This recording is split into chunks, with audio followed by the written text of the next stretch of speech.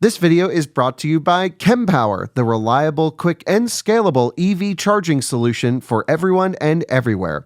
And this video is also brought to you by StarCharge, the largest EV charging manufacturer in the world. They are also a provider of residential and commercial battery storage with microgrid solutions. Hello and welcome to a really windy day here at the office. We have our long-term 6-month review Kia EV-9, and we have another Kia EV-9 sent to us from Kia. And I figured since we have both of these here varying, or I guess spanning the entire trim level possibility of EV9. So that's the base car, and this is the maxed out GT line. We would do everything we love and hate about the EV9. It's a car we're covering closely, but this is kind of our forum. We've already reviewed everything. We've done the range test, the charging test. This is where, after thousands of miles of driving this car, we can tell you what's good and what we want to see improved in a next generation. So I have Jordan behind the camera, my colleague Andrew here as well. All three of us have spent significant time in these cars.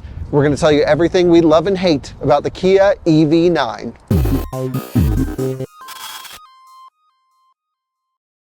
A huge thanks to Climate Exchange for sponsoring this out-of-spec video. Climate Exchange is doing something really cool. They are giving you $112,000 if you win towards an electric car of your choosing. Oftentimes when we do raffles, there's a vehicle already selected, but in this case, you can choose a Rivian, you can choose a Model X Plaid, you can choose an S Plaid, you can choose an e-tron, you can choose whatever you want. They're giving you $112,000 plus taxes and fees, plus home charging installation, all in that prize, which is pretty amazing. There's also some cash prizes as well. Climate Exchange has done this for 8 times in a row now, and they have some amazing prizes every time. Climate Exchange is a non-profit organization working to help pass laws to fight climate change. It's a fantastic one. All you have to do is go to carbonraffle.org to purchase a ticket and enter for your chance to win. Thanks to Climate Exchange for sponsoring this out-of-spec video.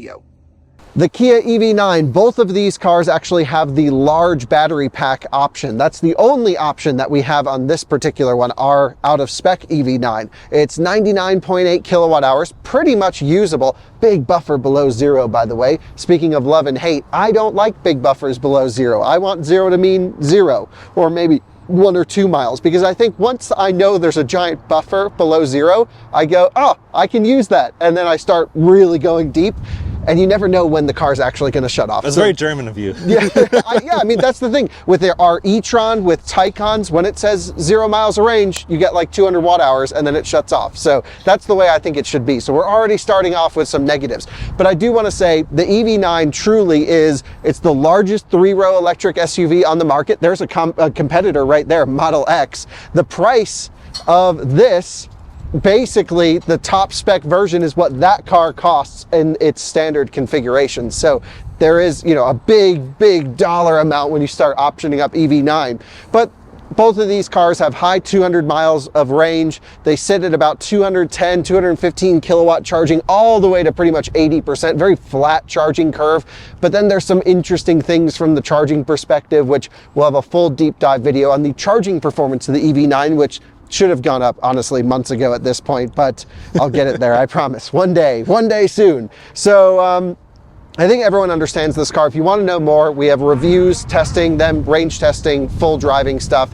This is just compiling all of our thoughts into one. Also on this channel, I think it's Andrew's first time, so welcome. Hello.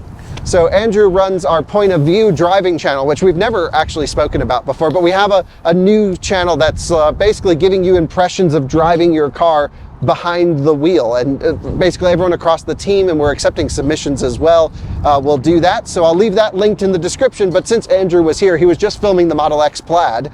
We were like, yeah, you've driven EV9, you filmed this one. Yep. And so join us for the whole thing. So Jordan's behind the camera. You want to give us your quick rundown on these cars? Yes, well, fun fact, this blue EV9 is the exact one I drove in California. It was part of their official fleet. They brought out 15 identically spec'd. You know, sometimes press drives, they have different colors and everyone's, you know, racing for the red or blue ones. Right. They brought all identical EV9s, and this is the exact one of 15 that I had. I got into this morning and it said, welcome back, Jordan. Like, it knew my phone. It's amazing. So it's here, and the EV9 GT line is the most expensive one. Of course, this is the cheapest one. Well, that with the small battery. That's right. This is the cheapest way to get the big battery, but there is a small battery one that they almost ignore exists. But it's almost better in certain areas because it charges better. It charges better. This is the weird thing and a dislike about the EV9. Starting off, I hate the operating voltage range of this battery pack. So Ioniq 5 and EV6 are, you know, 600-700 volts, something like that. They claim 800 volts, but it's just under. And you know, they charge at 240 kilowatts. I think they take 340 amps from the charger and then sit straight through. They are temperature dependent, charging's weird. We'll get into that in this video. This big battery, they've added more modules, which you would think they could wire them in series to basically add voltage to the overall package, but they haven't. They've dropped like 200 volts. These things are in the 460, 480 volt region dead. There's some major rounding going on to hit 800. And they say, and Kia will tell you this is an 800 volt car, which it's just not. Yeah. The small battery is like 150 volts higher nominally than the big battery. And so that just right off the bat's annoying because this charges slower than the standard battery and it charges slower than Ioniq 5 and EV6. I don't understand that. Yeah, so there are people I would actually recommend the small battery to, but we agree if you're doing any road tripping, the big battery is the way to have it. And this is price is tested around $78,000. Yeah. This is right about 60. So there's almost a $20,000 delta between these two. Yeah, I'd say 15, 18,000, something like that. I should also mention that this car, again, was provided by Fort Collins Kia, our local Northern Colorado Kia dealership. These cars are so in demand right now, Jordan. They're so hot that dealers in California are charging like $7,000, $8,000, $9,000 over sticker. But Fort Collins Kia will sell you one at sticker, but if you don't live in Colorado, they will actually ship it to you for free anywhere in the United States. It's excluding amazing. Alaska and Hawaii. But still, that's a great deal. Yeah, so we do recommend checking them out. Their website will be in the description below. If you're buying one, just buy it from them because they support us. And again, they'll send it to you on a truck at no charge, and it supports the people who support out of spec. So we love Fort Collins Kia. Now I have an official list, but Andrew, why don't you share what you think about the EV9 now that you've tested this one and driven it all? Overall, really like it. There's some specific interior things that I'm not a huge fan of. Kyle disagrees with me on a couple of them, which is perfectly okay. Overall, I really like it. I think it's a really compelling vehicle. It's the cheapest 3-row electric SUV. Yeah, that's what I was going to say. Exactly. This thing holds its own against Model X, R1S, EQS SUV is the other big 3-row SUV in that category. That's certainly more premium. But we actually have a comparison we're working on all of those. That will come. Nice. But I think for the money, especially ours at 60 grand, I think it's 62,000. I think it's right at, well, it starts right at 60. Okay. But there's, you know, a couple options you add on, whatever. Plus or minus. It's just amazing. Above Telluride, which is intentional. They had this intentionally start where Telluride stops as far as the specking. So it makes sense. And it is the exact dimensions of a Telluride with just a longer wheelbase. So if you like 3-row SUVs and electric, this is your option. Okay, I'm going to start with the one thing that I think is really good on this. I'm just opening your note that you sent me, which is working. I just got it. The phone as a key. So important to me is the ability to get into a car and out of a car and not have the key fob. The key fob, this is from my Range Rover, the key fob is somewhere, we have them. But anyway, it's just a normal key fob. But here's the thing, I don't even know where the key fob is until Jordan just handed it to me because I don't need it because my phone is the key for this car. And it actually works 10 times better than the Tesla phone as a key. Sorry if they're getting any wind because it is crazy out here right now, but these mics are pretty good, right? They're pretty Jordan? good, yeah. So I can, honestly, I park the Tesla Model X, which has the new, like highly, what is it called? Bluetooth, something or other. Some high codec on Bluetooth. Tesla has this new phone as a key, like advanced high quality connection that only the hardware 4 cars have. And this uses the Kia's phone as a key, which actually integrates with my phone's wallet. So you can see I have the EV, not my American Express card, I'm sorry. Hold on, this right here. I have my EV-9 app. I don't know if you can see it without a glare, but I can just instantly go unlock and lock. That was instant, I can hear it. It is so instant, but you don't need to do this. You just keep this in your pocket. Yeah. Unlike the Tesla, which the app kind of needs to be running in the background, this just works, maybe because I just locked it, it won't do it now, but this just works every time I approach the car. Actually, it just did. Perfect. I get in, I hit the start button. I actually have to hit the start button a couple times for it to activate, and then I'm on my way. This works 100% of the time, whereas with my Rivian and my Tesla, I have to like go in here and I have to make sure that the app is like available. The one thing I don't like about the Kia app, we're just going into software to start, you can see all of the cars here, and I'm logged out of my Tesla account right now because I have 2 different ones, but when I'm logged in normally, it'll show the Teslas, the Audi, Porsche, Rivian, all of these ones. There's no widget for the EV9. Which they could add, it's software, but that would be nice. It is funny the technology differences between all these cars and all the companies, but Kia does pretty well with tech in a lot of ways. I mean, we've been comparing it all day to like Android. Right. If you're It's techie very, yeah. and want to tweak things, this is a pretty good car for you. So, Jordan, let's just run down the list. We don't have them in order to make the video smooth, but let's go That wouldn't be through the here. out of spec way. Yeah.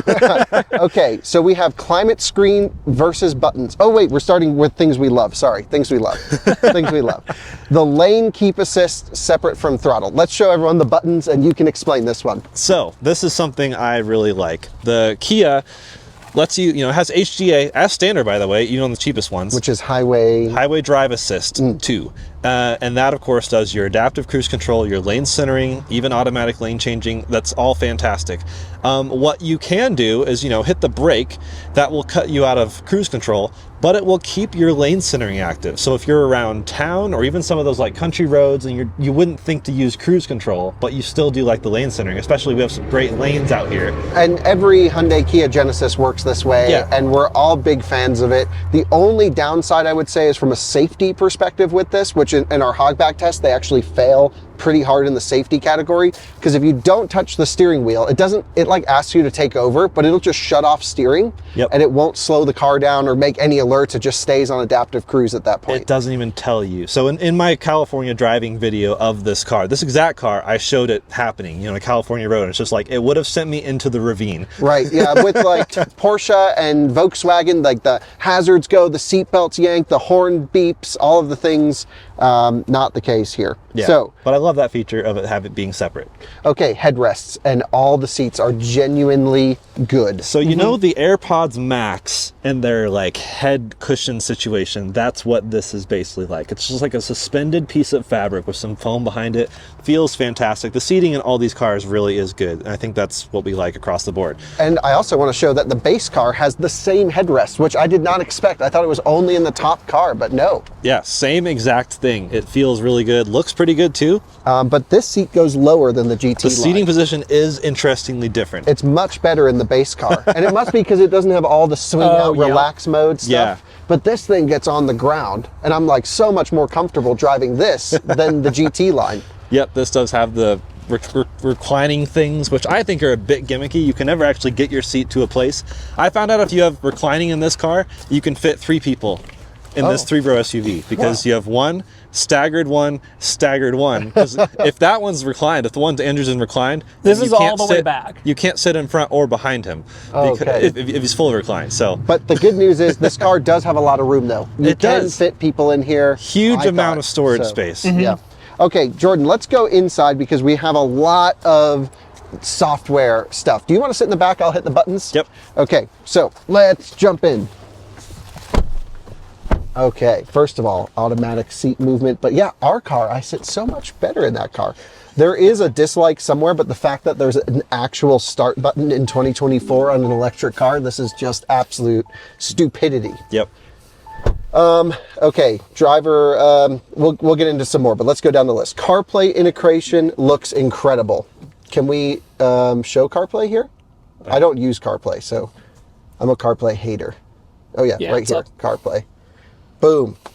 It's very nice, very high resolution, just really good integration, wired or wireless. And I guess that we can even pair that with the data versus non-data port. Like that's right down if here. you just want immediately to turn off and on CarPlay, down there is the port or the button that lets you control data on versus charging only. So this is how I have my car set, which is no wireless CarPlay. Yep. But I sometimes do like CarPlay, like for Spotify, because in wired connection you get the best audio quality. Yeah. Not that we have the good sound system in ours, but then I can put it to the data. Otherwise, if I just want my phone to charge, boom, I can stop all the data. That to me is magical. Yep. And I know I'm a nerd. The people might ask, why do I hate CarPlay? I don't hate CarPlay for the usable stuff. It's for like my job. I have to film a lot. Yeah. And every time I get in and out of a car with CarPlay, it stops your recording. You also can't AirDrop when you're connected to CarPlay. And there's no like quick CarPlay off button on an iPhone. Yeah. You can go and toggle your Bluetooth setting and it shuts it off, but then it immediately reconnects. Yeah. And it's good. Yeah, wireless CarPlay especially, it uses a Wi-Fi signal, not Bluetooth, which is interrupting AirDrop, and it's just a mess. Okay, next thing we like, manual preconditioning. You and I think, have both coded this button to bring up the EV menu. Yep. Boom. And you can come here and boom, activate conditioning. Now the battery's at the correct temperature here. Yep. Now, generally, I'm actually not the biggest manual preconditioning fan. Because I think it's pretty inefficient sometimes to warm up batteries too much depending on where you're charging them. I think it confuses people, and I much prefer automatic en-route battery preconditioning, which this car has, but it also has the worst en-route charge station Terrible planning. navigation. Yeah, terrible route planning.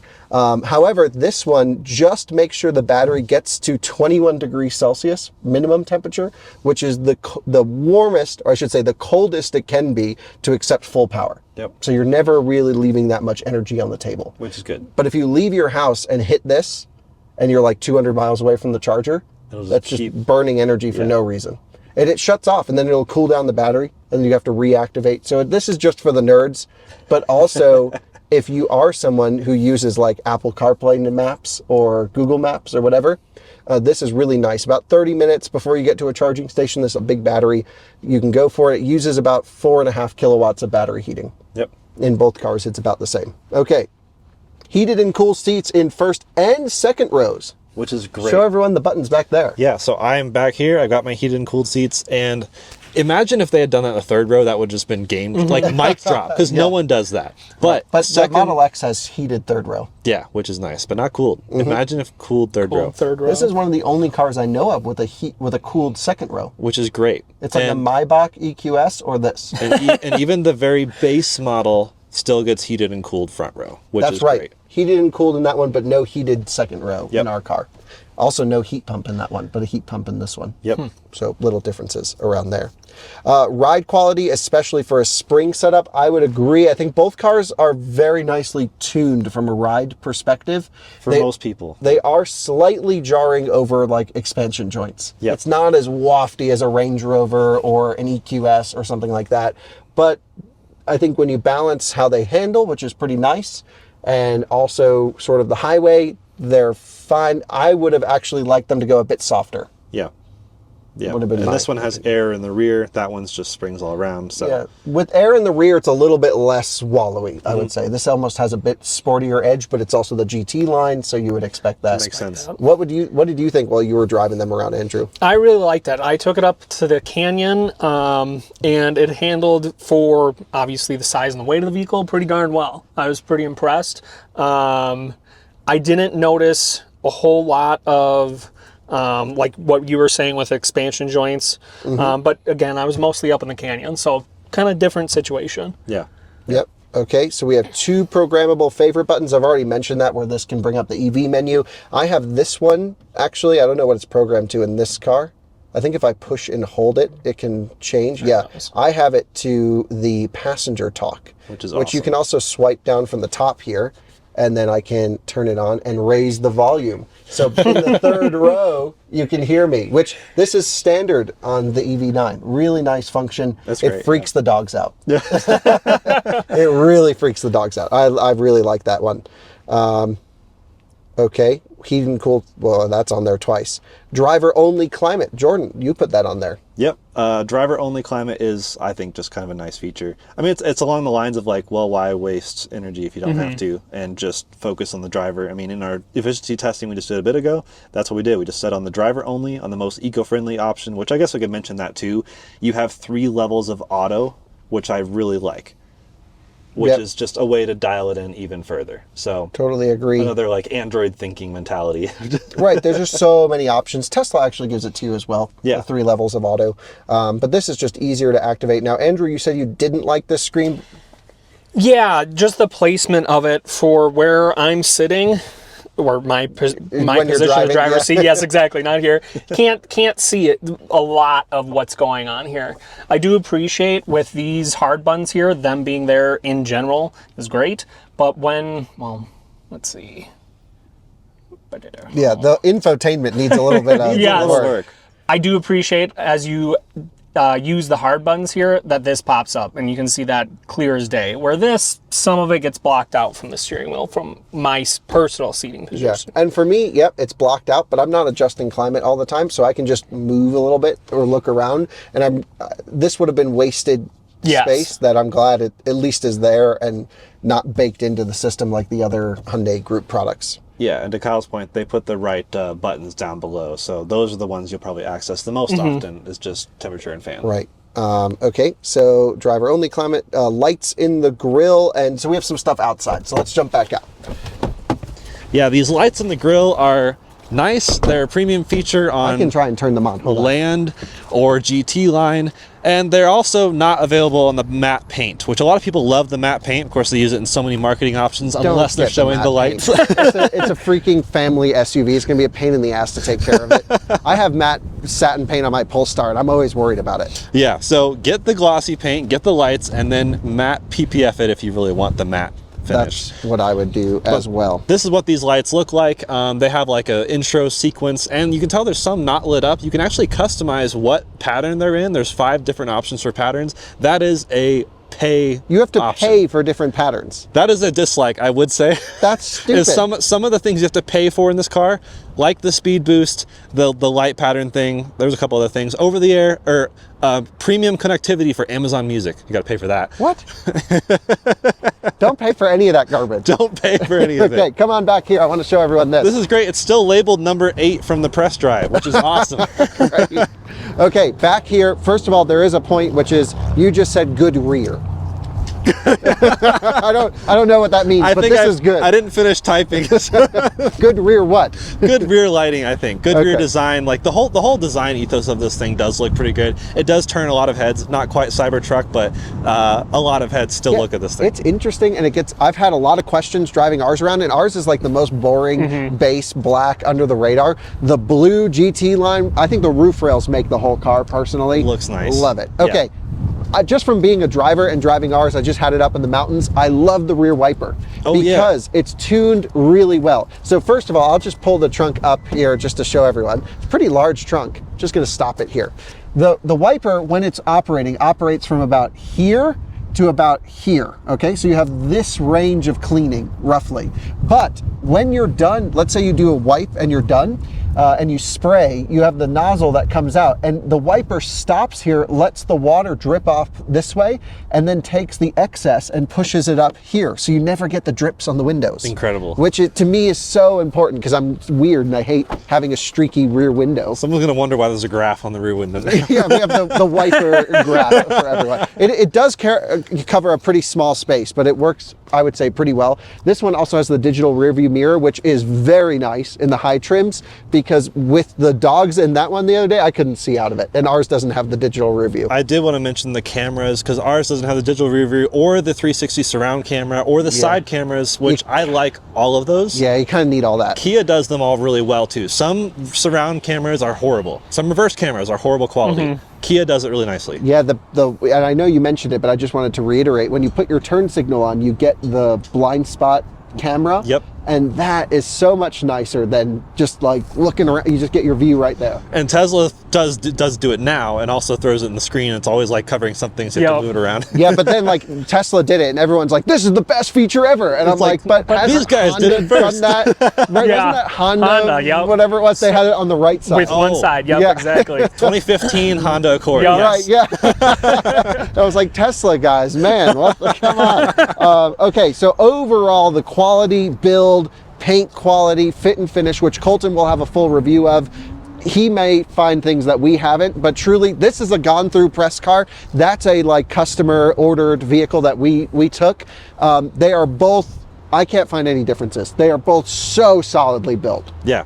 Feels really good. No complaints. No weird panel gaps. Yeah, I mean, the door thunk test is just really nice. The whole thing is great. tank of a door. Yeah. Yeah, I mean, it is. Everything's heavy and got some weight to it. So I really like all of that.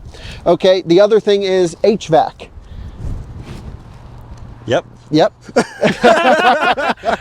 Maybe that was from the climate control screen. Right, but I do think, so for the dogs in that car, I love that the rear is a separate zone. So for them, especially because we have Walter, the big noof, I put the max AC on the rear and it comes out. And actually, this is a really good feature that I think Rivian needs to pay attention to, which is the roof vents. Yep. It's like a Tahoe Suburban thing is what I know them from. They go so fast. It's so much airflow and they get really cold. So it's perfect for the dogs and it covers all the way back to the third row. You really need 3-zone climate control in a 3-row SUV. Like absolutely. Absolutely. And Rivian has it, but this is just so much more airflow than R1S. And I feel like on paper, the R1S I think is actually pretty similar in size to this. This has way more room. Yeah, this does. Yeah.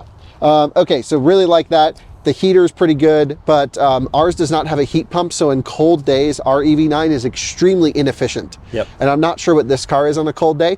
I was kind of hoping while we had it, I could leave them running overnight to see the consumption difference, but it's just warm, 70 degrees. It's weird. It's February. Yeah. Okay, the next are the drivetrain options.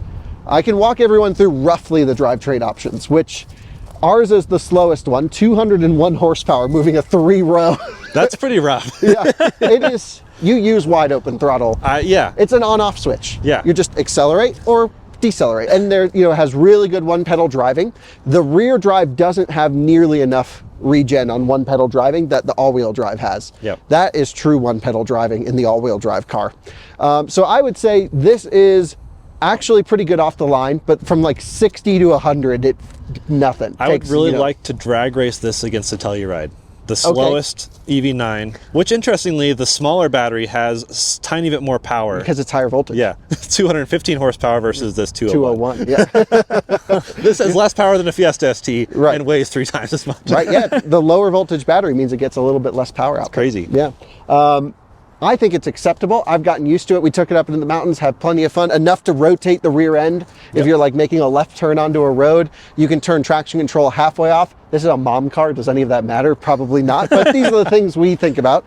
And yeah, so I would say that's fine. But I really love, so I haven't driven an all-wheel drive non-GT line, but they are slightly less power than the GT line. Unless you buy the boost. Unless you buy the boost, which juices only the front axle to match this car. And the torque. Only torque, yeah. Yeah, only the torque, yep. And I would say probably both are fine. Yeah. This car is pretty fast. This is plenty fast. We just drag raced them unofficially. Yeah, most people I would probably tell to get the bill trims, which we haven't tested yet. Right. What were you going to say about power? Do you have anything to add?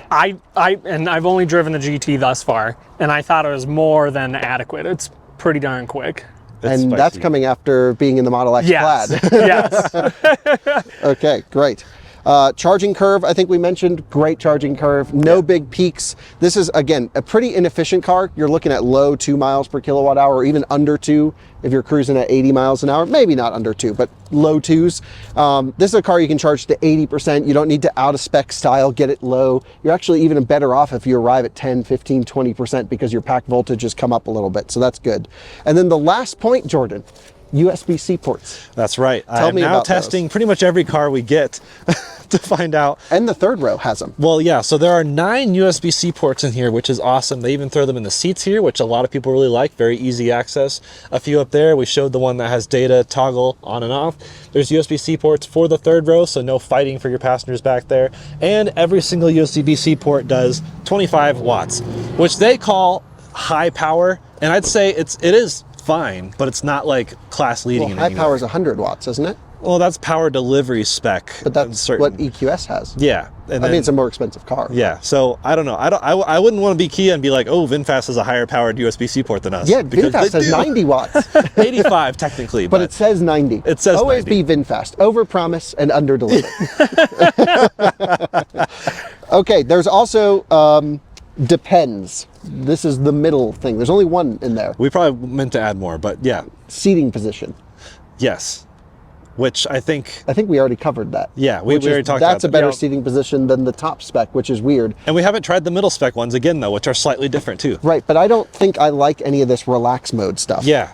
I just feel awkward when I sit in them with the relax mode. It feels like there's something pushing against your calf and you're not really sure why. Yeah, it's not great. And you can't fully recline in it anyway, so. No. Yeah. Now we have a whole list of things we don't like. And before we say things that we hate about the EV9 or hate, dislike or annoyances, overall, this package is going to be one of my most recommended vehicles of 2024. But there's some big blatant things that it does wrong, especially from an EV side. And all Hyundai Kia Genesis vehicles suffer from this. And the biggest things are you need really good EV route planning. This is going to be family's first electric car, coming out of a Telluride, coming out of a Tahoe. They need to go on road trips. This is the car to do everything. Yep. And the route planning, while it does have route planning, sucks ass, technical term. It really sucks. And what it does is it tells you to charge to your DC charge limit, which you should set to 100% on a road trip because you never want it not charging if you're parked. So in that car, it always says charge to 100% at every stop and then arrive at like 50, 60, 70% at the next charger. It makes no sense. That's like leaf thinking. Oh, it's like the ID4 owner's dream of road trip because they love to full charge at charging stations. But let me say, not even just the electrification portion of that, but just the navigation system in general is infuriating to use, makes no sense. So yeah, back to the drawing board on that. It is software, so they could fix it. Yep. Which is great. With all these things we dislike, I do want to mention like which ones can be fixed with software, which ones can be fixed with the new generation. I forgot to mention, they get over-the-air software updates. Yes. And both of these cars have had over-the-air software updates since I've had them. And like big ones too. Which could improve like drive system. Like we confirmed with the engineers actually, every single component can be touched by the over-the-air update. It's not like, oh, your nav can be fixed, but not your like power or something. Yeah, so like there were some issues early on with EV9s where 12 volts were just dying and onboard chargers were getting fried, and I believe that's all been fixed with over-the-air updates. Which is great. So right now they've used them for bug fixes, not really improvements. Yeah. But still, it's nice to know you have a connected, supported car. Yeah. And the update experience is great. Yep. Tells you in the app, lets you know when it's done, all that good stuff. Okay, so route planning and navigation suck. The next thing is you need on-route battery preconditioning. Every car needs that, but you're not going to be using the navigation system. So we already mentioned manual preconditioning. That's great, At but least still, it has that. still it doesn't. You need to think about these things, especially in the wintertime, because these charge so slow when they get cold. Yeah. You really need preconditioning. And then lastly, you need plug and charge, which these don't have on Electrify America. Yep. So Address that. yep, things we don't like. It's like, honestly, if you're someone considering to put your significant other who's taking the kids to school or whatever, I mean, not to generalize, but a lot of times, like the husband is the car nerd of a family. I'm just not saying every time, but sometimes. And so they're like, what will my wife drive and the kids? And you look at the price of this and the price of that Model X, and you say, if they have to go visit their parents, the grandparents, whatever, you can put any address in the Model X and you can get there without even thinking. Yeah. Versus this car, you need to plan out your route, you need to look for chargers, you need all of these things. And yes, this car will support the North American charging standard, but it will only charge at 86 kilowatts on Tesla superchargers. Yeah. Which you're never going to do because that just will take forever. So your road trip experience, while this should be the family road trip car, it's just not. Yep. That's going to be the best option over there. Yep. Do you agree? I agree. Andrew? Oh, I completely agree. Okay. This kind of it, back to the analogy, this is kind of the Samsung Galaxy Fold situation, whereas I give my grandparents the iPhone for their trips. Yeah, I mean, I agree. And I'm an Apple guy. I like it when things are integrated, when they work, even though this will have access to the supercharger network. And not to nerd out too much, but because it needs the onboard booster to charge natively on version 3 superchargers and current version 4 chargers before we see the actual next generation high voltage support chargers, it has to use the rear motor's inverter. And this is also infuriating to nerd out for a second. The Genesis G80 Electrified does 120 kilowatts with the booster. Incredible. This only does high 80s. So, and by the way, it doesn't even work right now. You can't, I brought this to a Magic Dock station the other day. So did Bjorn, tried to supercharge one in Europe, and they both failed. Yikes. And I've had a successful charging session, not on any of these two cars, but another EV9 once, and now it's completely bricked and doesn't charge well. So Another thing to address. Yep. Interop issues, and Tesla, I think, needs to support high voltage vehicles natively. That would help a lot. Okay. Things we hate. Let's go down the list. Climate screen versus buttons. I want to love it, but just find it tedious. We've already mentioned climate stuff. Yeah. You want to go inside and talk really? I think we basically already covered that. Just it's kind of that mentality of like why I don't like a lot of Infinity cars where they have two different screens doing things. Oh, Like, those are the worst. it's annoying to me to think about, wait, which climate thing's up here, what climate thing's down here? Obviously, there's only a few buttons down here. So that's one of those things where if you own this car, you would pretty much get used to it. Oh, this has the lighting active. Ooh. How did we get there? I pulled that up. Oh, okay. Had to do some digging. Andrew like you guys found had it. mentioned. Again, back to the digging through the settings. That's Yup. definitely a dislike. Oh, well, at least we can see all the different ones now. But this is cool, yeah. Especially tonight when it gets a little darker, we should look at these again because Yeah, we should do let's do a TikTok on this. We'll leave a link. Yeah. Jordan will do a TikTok showing all the startup sequences of each of these. it's super cool. So, but that, yeah, the climate screen, I don't know. I'm iffy on it. Okay, navigation is abysmal. We've already mentioned that. Reclining seats feel gimmicky. We've already mentioned that. Yep. No memory seat on passenger side, even in top trim. Yeah. Is it massage on the passenger Nope. side? Massage and driver get memory seat, but even when you're spending almost 80 grand on a car, no memory seat or massage on the passenger seat. That seems lame to me. Yeah. Especially the memory. That's a not definite good. miss, because a lot of times it is like you said, like maybe a husband, wife, or something. A couple who owns this car, they might trade back and forth, and it's annoying to have to always adjust one seat. So Yeah. Okay, paywall. We've already mentioned that about the lighting. Yeah. But the boost, the smart parking assist too. yeah, What is that? that's a paid function to What do. is it? Well, it's just like for the car to park itself into a spot or diagonal or parallel or whatever. Oh, okay. That's a separate paid function. Just park it yourself. Premium connectivity, I kind of get. I get that too. I have to pay $10 a month for Tesla premium connectivity. That's a cost to the automaker for data. Yep. So, and with that, you get Amazon Music in this. That's the only one. Oh, okay. Well, that's the only thing you get. Yeah. Oh, that makes no That's the- sense because we couldn't be friends with anyone who uses Amazon Music because we only like Spotify people. I'll walk away then. See you, Jordan. It was nice knowing you. Okay. Can't set. Oh, there's some really annoying things about iPedal. Yep. Which is I want the car in one pedal driving all the time. Okay. You can only do that when the brake pedal is pressed, and you have to do it every time you start the car and every time you go from drive to reverse and back. Yep. It just stay in iPedal. And Every even Hyundai Kia when the Genesis. brake pedal's depressed, you have to be stopped. You can't be creeping forward and think, "Oh, wait, I want one pedal driving." It'll say like as you're coming up conditions to a not stop. met. Right. Yes. Yep. But you can do it while driving, just not on the brake pedal. Down with the brake. Yeah. Okay, so the iPedal thing is annoying. Also, we mentioned, I think it is on the list as well somewhere, you can't go from drive to reverse smoothly. You Yep. have to like put your foot on the brake, which sounds weird, but every other car we test, that's electric. You know, like a Tesla, I can just go boop, reverse, boop, drive, or on the stock or whatever. Just while you're creeping around a parking lot, this is like, wait, put your foot on the brake, stop. right, and it's like You it's know? already doing that because I'm in iPedal. Yeah. So just let me get into reverse. Things aren't talking. And us. so then it goes into neutral and I end up like rolling. Yeah. Yeah, that's annoying. Capacitive buttons, let's show everyone. Yeah. Back to, so this car, capacitive wheel, great. Capacitive buttons right here, not so good. Now you can adjust the sensitivity. I still haven't found one that just works all the time. Totally and agree. I don't like it. Now, on the other hand, they could have done the Toyota thing and made them like piano black capacitive buttons, which Oh, would have been man. worse. At least these look good, which I think is why they did it. Stay in there. The They wanted- next thing's in there. They wanted to look nice, but yeah, back to the drawing board of capacitive buttons. Sliders in the UI. Yeah, so let's, for example, go back here. Okay, we'll go to home and then... You're already at home. Okay, setup. I just think the and UI then needs a new sound, and then tone, and then sometimes if you don't hit right in the middle of it, it won't slide, and that's really annoying sometimes. That car wasn't doing it at all earlier. This one's doing it fine. I Okay. don't really know why. Maybe it's a per car thing. Also, why is it only a 3-band EQ when they have a picture of a 5-band EQ? That kind of annoys me. Oh my God, we got a nerd over here. No power front trunk on these, by the way, which Yee. is, I think, a bit of a shame. Yeah. And also, show everyone the sizing of those bad boys. So this is the front trunk if you have a front motor, which is about 1.8 cubic feet, something like that. Not bad. Like, I'll take that over the EV6 front trunk.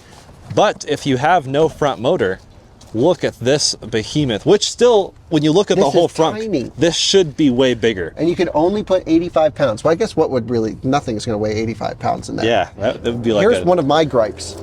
There are protective plastic things that I keep finding on this car. Why was one right there? For no reason. That one doesn't. And that need one to be- has one actually over the rear light. And it's like, why? So these cars, because we got ours directly from Fort Collins Kia, and I've seen how they're shipped, have like, you could solve our entire Earth's or oceans, like, I don't know, The plastic issue? problem, if they just stopped putting plastic on these cars. I think there's another one further in too. This is insane. There we They're go. everywhere on everything. There was one that we've been driving around for 2 weeks in our car, and Colton was underneath it and found one like where you're never even going to see anything. So they really need to chill. Not the most eco-friendly packaging, I guess. It's an electric car. Let's focus a bit more on sustainability, Kia, and stop wrapping the entire cars in plastic. It's not like, if this was a Rolls-Royce Spectre, okay, I get it. Let's protect it. This is a Kia. And I don't mean that in a bad way. I'm a Kia fan. Yeah. But like, just relax. Yeah. That's all. Next thing that we don't like, front way too small. No V to L 240. Yeah, so at least they have V2L, even standard. However, you have to get a higher trim to have the thing included. Which is, okay, so let's explain the thing and all that stuff. So our car, this is the base trim, still has power ports in the back, which is great. And there's also a utility mode that you can leave them on for an extended period of time, but you have to keep the whole car active. That's also the way to camp in the car. Yep. And you can actually dim the screen, so there's like a camping mode, which is kind of cool. So we have the port right here. I believe there's another one somewhere in here. Yeah. There is an adapter, which is in the front trunk of that car, that plugs into the charge port. Which gives you another port. But it's still only a NEMA 515 in this case, not even a 520. Yeah. So not a lot of power coming out of the side of a Kia. No, versus, Cybertruck, I'm just saying other vehicles have 240 volt power, which to us is extremely useful for charging other cars. And not a ton of them have it, but I think hopefully we'll see more of that in the growing needs of vehicle to load. Absolutely. Okay. And speaking of just leaving the car on for so long, no dog mode. Yeah.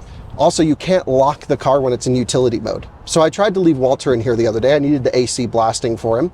And I got out of the car, left it in utility mode, was like not even sure if it's in utility mode because the app wouldn't tell me. So I'm like, just tell me what's going on with the car. And then I had to leave it unlocked as I walked away. Yep. Because I think you can lock it from the inside, but not from the outside. Yep. So I was like, I hope no one steals my dog. Or my car. More importantly, my dog. Yeah. Well, I think you can't, the car's off because it's in the utility mode. So I had the key, should have been fine. Yeah. But yeah. Start button, well, I think we already mentioned why is there a start button in 2024? It should just have one.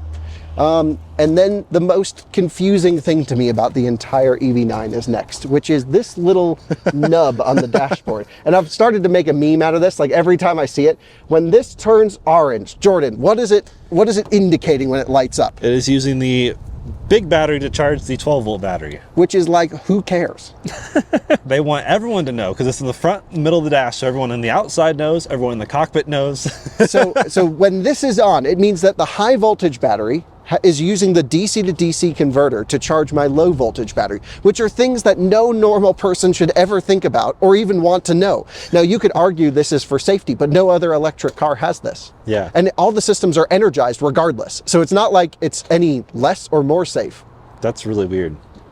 Makes no Can't figure sense to that me. out. And by the way, the 12 volts still die with this light. They died. My dad had an Ioniq 5. It died in his driveway. His car had the light. I don't understand what you need to know for this stuff. But I would say, based off of being in the owners forums, keep a small battery pack booster somewhere in the vehicle so that you can jump the 12 volt battery if it fails. There is a manual trunk release.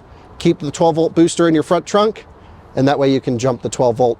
I think when it dies, not if. Front trunk is just big enough for one. That's right. Well, yeah, you get one of those like lithium portable ones. Okay, no plug-in charge. We already mentioned the door handles. For me, not so into them. For having pop-out door handles, they are, even though they're plastic, pretty heavy and premium feeling. Yeah. They honestly feel nicer than Mercedes door handles. Yeah. Which those are the worst. Oh yeah, those feel like they'll just break off in your hand. I don't know what Mercedes has been doing with door handles, but this feels nicer than that. But the problem is sometimes only this one's popped out, and the other sides aren't. And it's kind of annoying when you're trying to get in the car, like when someone's already in there. And so I just would prefer a real door handle, but the aero benefit of this It does make may sense. help, but then the car's pretty inefficient anyway. So I don't know. This is a minor one. I get it, Yeah. but I don't love it. I wish there was a way I could manually extend or push in and they'll pop out. No widget for app. Oh, we already talked about that. Oh, I don't know what that means. Well, you said the app on your phone can't have the widget. Oh, I see. Yep. And cup holders are a bit big, especially in ours. If you could show everyone the cup holders in there. Yeah, the couple that are different between trims, which is weird. I've never really heard of that before, but these right here don't have the little spinny fun things. I will say this one fits a full-size Nalgene, which is awesome. But then, yeah. It's like my Starbucks is flopping over in this thing. So this does have a, you should show everyone the spinning thing though, because this is cool. I'll pull my drink out so you can display. Yeah, these cup holders are pretty cool. Then they are, so you can, I guess, fit a few different size things in here because it spins closed and then you just push and it spins outward. It's so cool. Chops your key in half. So yeah, that's pretty awesome. And that brings us to the end of the list, the cup holders. That's a lot. So Andrew, I'll finish up with my final thoughts, but what are your final thoughts on EV-9 as someone who has a family? You have a Model Y right now. Yep. Is this a consideration? What do you think overall? Yeah, definitely. I mean, as far as a 3-row SUV EV, it's probably one of my top. There's not a lot out there right now, obviously, but I would definitely recommend it. Like Kyle had mentioned, it's going to be one of my top recommendations for 24. Jordan? Yeah, easy to recommend. I know we just said a lot of things we dislike, but you know, we can tend to focus on negative things more than we admit, and a lot of those things could actually be addressed. So I will still recommend this more than a lot of things to a lot of people. It's easy for me to recommend EGMP products because they are pretty good. They may take a little bit of getting used to them, but I don't know. I have a friend who's almost retired and she just bought her first EV, Hyundai Ioniq 5, and she learned it. She did spend a long time on the user manual, but she learned it. And so anyone can learn these. We didn't mean to like overcomplicate how complicated it is. There are just some things that's like, we think the UI could be better. There's a few things that could be better, but updates may come with time. It'd be interesting to see how this video ages, like what things will be addressed later on. And of course, what things do you guys see in the comments as, or let us know in the comments what you think are also your gripes, or what you like.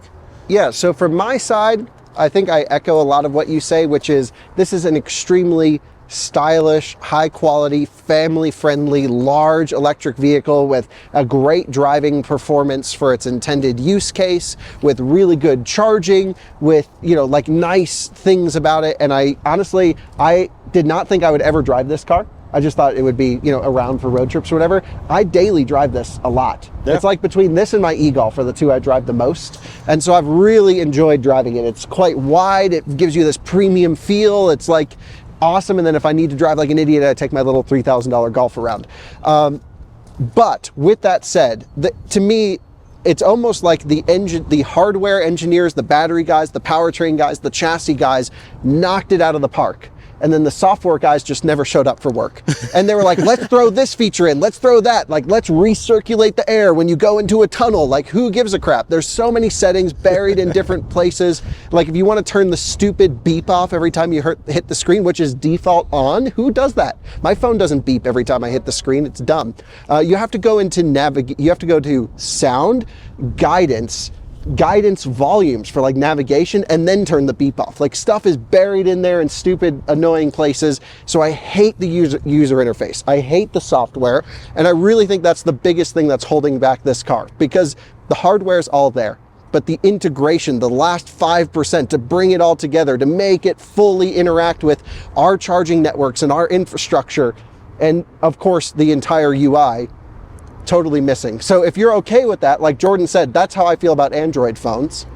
If you're okay with that, then this is an amazing car. And we don't want to overly rip on that. I do think a lot of Android phones are awesome. I would use them. Yeah, I actually have an Android phone as well, I'll admit. We just don't choose to daily them. But the most important things I think they got right, which are the things you can't address over the air updates, which are the hardware like drivetrain situations. So what will they do with updates? I guess we'll see. Yeah, I just think their UI needs a new UI, and then the car is pretty much perfect at that point. It's priced well. It's expensive for a Kia. It's the right price. Again, buy yours from Fort Collins Kia, because they'll send it to you for free and not charge you over sticker. No haggle, no issue. They're friends of ours. Let us know. Obviously, they're only sending them around the country to out-of-spec viewers, so you have to tell them you watch our videos. And I think we've sold a few. A lot of you guys have picked them up already, so that's pretty great. With that said, we got more testing to do, more things to do, but that is everything we like and dislike about the Kia EV-9. We're definitely going to send this to our friends at Kia. Hopefully this can help iterate on the next generation product. I know that the right guys at Kia are out of spec viewers, so that's why I wanted to make this video as well, to share what's good, what's not good from an owner's perspective now. And Andrew, thanks for joining. Subscribe to POV Motoring. Jordan, thanks for joining, and we'll see you all on another one again soon. Bye-bye. Oh, also, one last thing. Count how many times I do this and have a drink every time. It's time for a haircut.